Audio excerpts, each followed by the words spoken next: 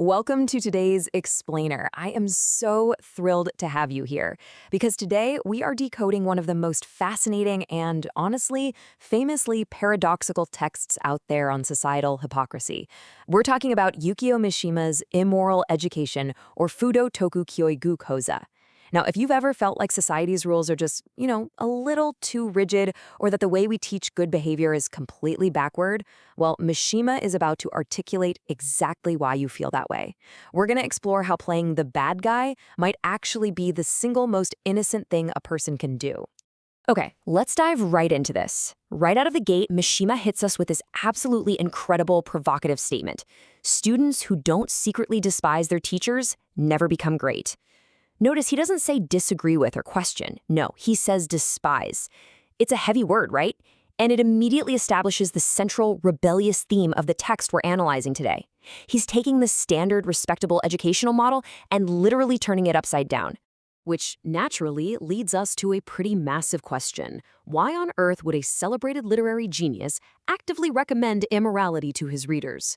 Well, the truth is, traditional morality, those perfectly pious, flawless hero stories we've all heard, it's often just really boring. It feels fake. Mishima argues that presenting a provocative, seemingly immoral narrative isn't just a cheap gimmick. It's actually a brilliant character study. It forces us to look in the mirror. He essentially uses bad behavior to wake us up from the incredibly dull problem of forced virtue.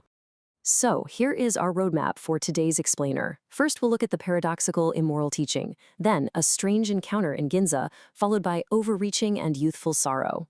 Fourth, the command to secretly despise your teachers. And finally, purity hidden in pseudo-wickedness. All right, let's get into Section 1, the paradoxical immoral teaching. Before Mishima even gets into his own life, he sets up this brilliant historical precedent to show us exactly why he's using irony as a teaching tool in the first place. He references an 18th century novelist named Ihara Saikaku, who wrote a book called 20 Unfilial Children. Now, this was a direct, very intentional parody of a famous, highly moralistic Chinese text called the 24 Paragons of Filial Piety. Mishima points out something so true. Reading about perfectly obedient children makes us roll our eyes. It's contrived, right?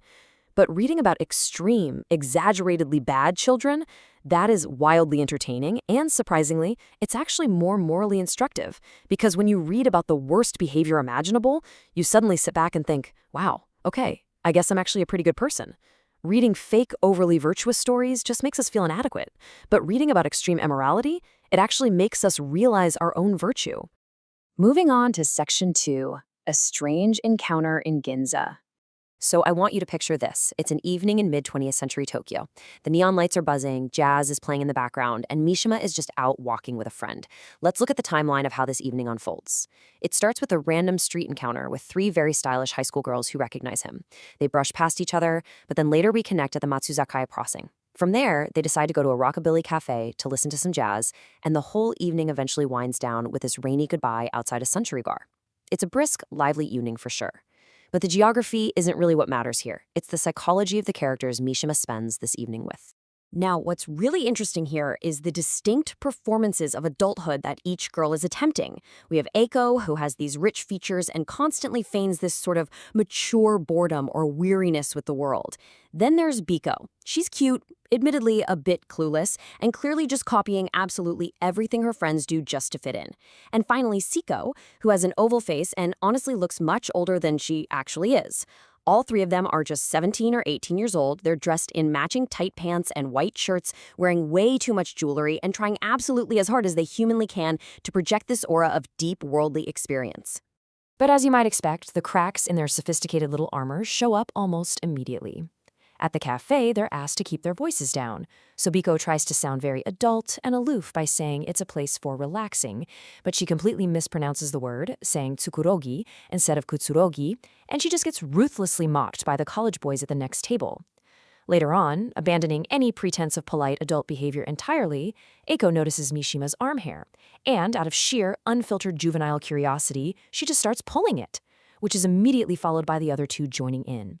These acts of juvenile delinquency and social awkwardness, they're just transparent evidence of youth desperately attempting to assert in adulthood that they clearly do not possess.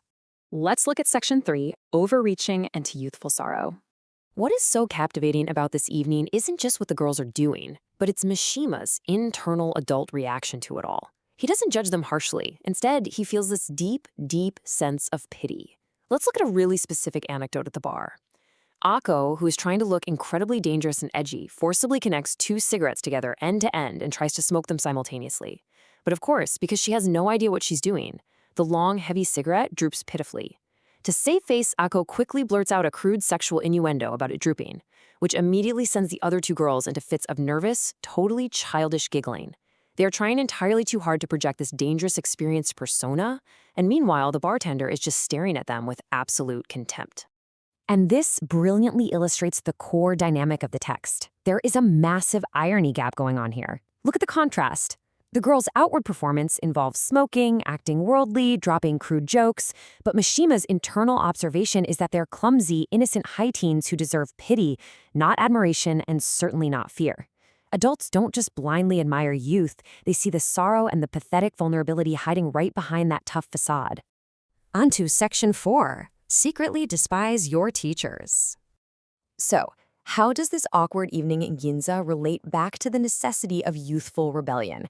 Well, it all hinges on one very specific word. Remember the quote from the very beginning? Mishima says you must secretly despise your teachers. In the Japanese text, the word is naishin, meaning in one's heart or internally. This is absolutely vital.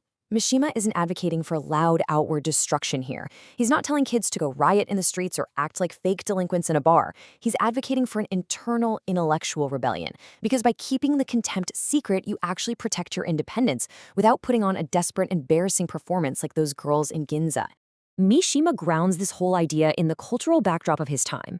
He neutrally outlines how the youth were feeling incredibly empowered by the media to just openly distrust the adult generation. I mean, you had buzzwords flying around like resistance against adults or phrases like adults are filthy. He even notes the cultural influence of the Ishihara brothers, who had become these massive symbols of this loud, outward youth rebellion. The young generation felt like they had a million allies in this grand fight against the adults. But Mishima suggests that this loud, outward rebellion, it's actually just another form of following a trend. True rebellion is quiet. And finally, Section 5. Purity hidden in pseudo-wickedness.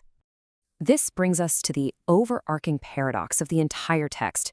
When Mishima says goodbye to the girls in the rain, he shakes their hands, and as they do, one of the girls lightly tickles his palm with her index finger, and then just bursts out laughing. Now, any adult knows this is a classic, rather bold sign of seduction, but the girl? She's just laughing hysterically. She doesn't actually know what it means. She literally just saw a bad woman do it in a movie once. Mishima calls this pseudo-wickedness, or gyaku in Japanese. So the crucial point is this. Mishima's realization here is deeply, deeply empathetic. These immoral acts, all this bad behavior, it's just a mask. It's a mask of pseudo-wickedness that is actually there to protect a pure, completely unformed, and innocent identity. And that leaves us with a really powerful reflection on our own lives. I mean, think back to your own teenage years for a second.